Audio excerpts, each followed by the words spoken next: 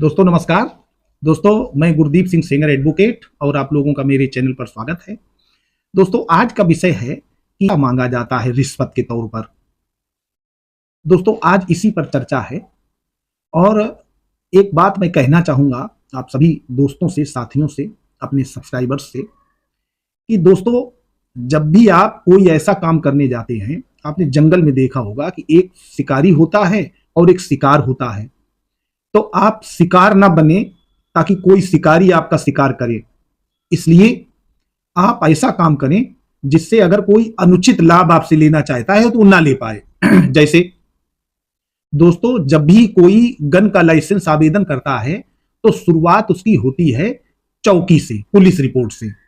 Police की report आपके क्षेत्र का जो भी पुलिस इंचार्ज होगा, या तो आपके थाने का कोई हल्का आता है तो उसको हल्का इंचार्ज कहते हैं, या आपका क्षेत्र किसी पुलिस चौकी के अंतर्गत आता है जो थाने से अलग एक बनाई जाती है, उससे शुरुआत होती है और वो प्राइमरी इंटरव्यू उस व्यक्ति का ले लेते हैं। प्रारंभिक तौर पर ये देखते हैं कि क्या आप शस्त्र लाइसेंस रखने योग्य हैं। ये दोस्तों मैं प्रैक्टिकली बात बता रहा हूं, कागज में जो लिखा है वो अलग विषय है। आप जब प्रैक्टिकल में इसको प्रैक्टिकल करेंगे तब, और यही प्रैक्टिस चल रही है। प्रैक्टिस माने अभ्यास और प्रैक्टिकल माने प्रयोग। जिस व्यक्ति ने वो काम किया है वो बिल्कुल रियल आपको बता सकता है। तो दोस्तों शुरुआत होती है चौकी इंचार्ज या हल्का इंचार्ज से। वो ये देखते हैं कि जो व्यक्ति लाइसेंस की मांग कर रहा है वो शारीरिक रूप से स्वस्थ है कि नहीं है, मानसिक रूप से स्वस्थ है कि नहीं है। पता चला कि आपको इतना आइडिया ही नहीं है, आप ऐसी बहकी बहकी बातें कर रहे हैं। आप सही बातों का सम्यक जवाब, माने जो जवाब होना चाहिए वो नहीं दिए पा रहे हैं, तो ऐसा पुलिस अधिकारी आपकी लाइसेंस की मांग को टालने लगेगा और बाद में निगेटिव रिपोर्ट ही लगाएगा। तो दोस्तों अपने आप में अब मैं कुछ ऐसी बातों की चर्चा करना चाहता हूं जो वैसे तो मुझे नहीं करनी चाहिए, लेकिन चूंकि दोस्तों गुरु का स्थान बहुत ऊपर है, लोग सीख करके ही बहुत आगे आईएएस, आईपीएस और आईआरएस बड़े नेता बनते हैं, देख करके ही, समझ करके ही। आज मैं कुछ ऐसे बेसिक टिप्स बताना चाहता हूं कि आप गन का लाइसेंस बनवाने जाएं तो कम से कम एक बार उन चीजों पर विशेष ध्यान दें। सबसे पहली बात, आप अपना बॉडी लैंग्वेज सबसे पहले मेंटेन करें।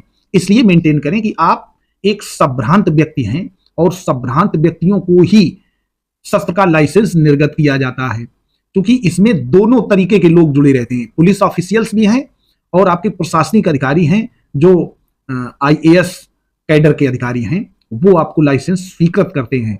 तो अपना बॉडी लैंग्वेज कैसे सुधारें? अपनी, या तो आप बिल्कुल शेप रोज की किए हों, आपके बाल बिल्कुल व्यवस्थित हों, देखने में ऐसा ना लगे कि आप कम पढ़े लिखे हैं, या आपको अगर हथियार दे दिया गया तो आप उसको संभाल नहीं पाएंगे। दोस्तों पुलिस की रिपोर्ट इसीलिए ली जाती है कि जिस व्यक्ति को यह हथियार दिया जा रहा है क्या वो इसकी सुरक्षा कर पाएगा। ऐसा तो नहीं कि सड़क चलते किसी ने उसको उत्तेजित कर दिया, उसने अपना हथियार निकाला, गोली मार दी।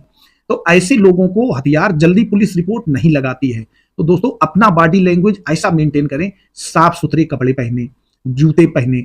ऐसा ना हो कि आप बहुत अच्छे कपड़े पहने, पैर में चप्पल पहने हुए हैं, या आप ऐसी कोई बात ना कहें जो देखने में एक स्वस्थ व्यक्ति के करने में अच्छी ना लगे।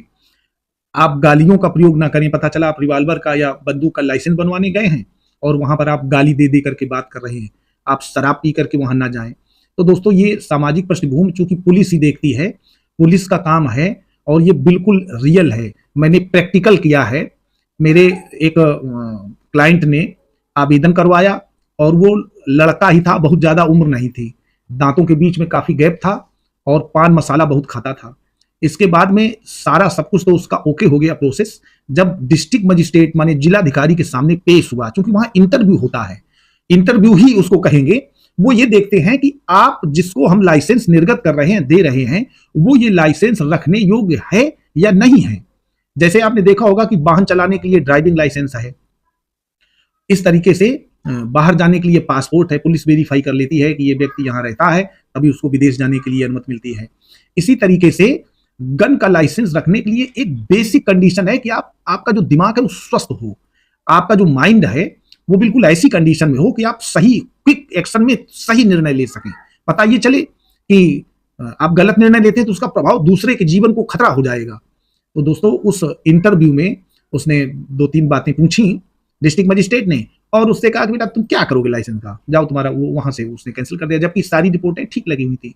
तो आपका इंटरव्यू होता है, आप किसी नौकरी में जाते हैं, जैसे मान लेते हैं कि आप पुलिस की नौकरी में भर्ती होने जाते हैं, तो आपसे एक इंटरव्यू लिया जाता है, उसमें ऐसे प्रश्न पूछे जाते हैं कि मान लेते हैं कि आपके क्षेत्रीय का कोई क्षेत्रीय विधायक है, उसने कोई अपराध कर दिया है और उसी पार्टी की सरकार है, तब आप उस समय क्या करेंगे, उसको गिरफ्तार करेंगे कि छोड़ देंगे?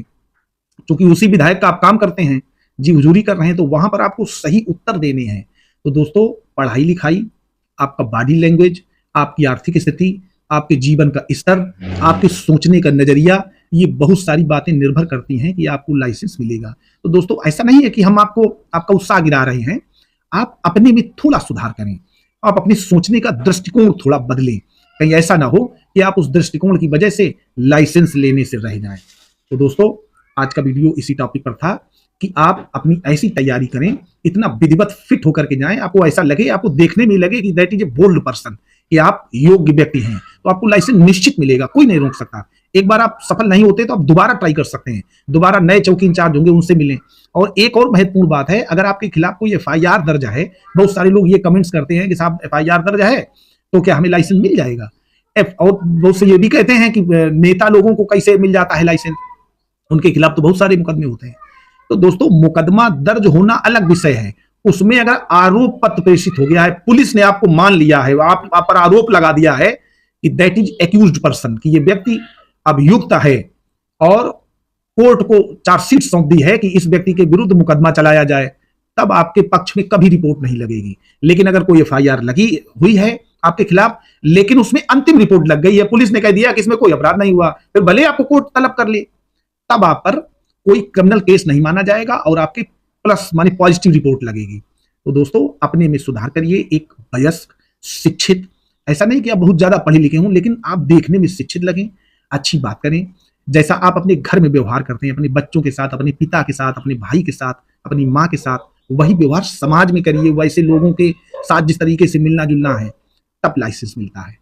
अगर आपको ऐसा लग रहा है पुलिस अधिकारी को कुछ शौकिया ले रहे हैं, ये किसी अपराध में संलिप्त हो जाएंगे, ये अपना गिरोह बना लेंगे, चोरी लूट डकैती करना चालू कर देंगे, तो आपको कभी लाइसेंस निर्गत नहीं होगा।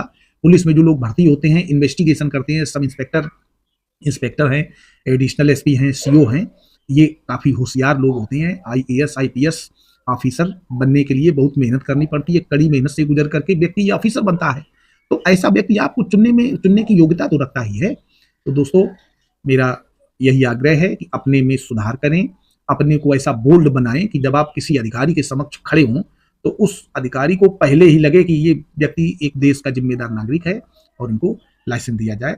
दोस्तों अगर वीडियो अच्छा लगा हो तो लाइक कर दें और अपने दोस्तों को अधिक से अधिक शेयर करें, और हमारे चैनल पर अगर नए हैं तो सब्सक्राइब कर लें। धन्यवाद।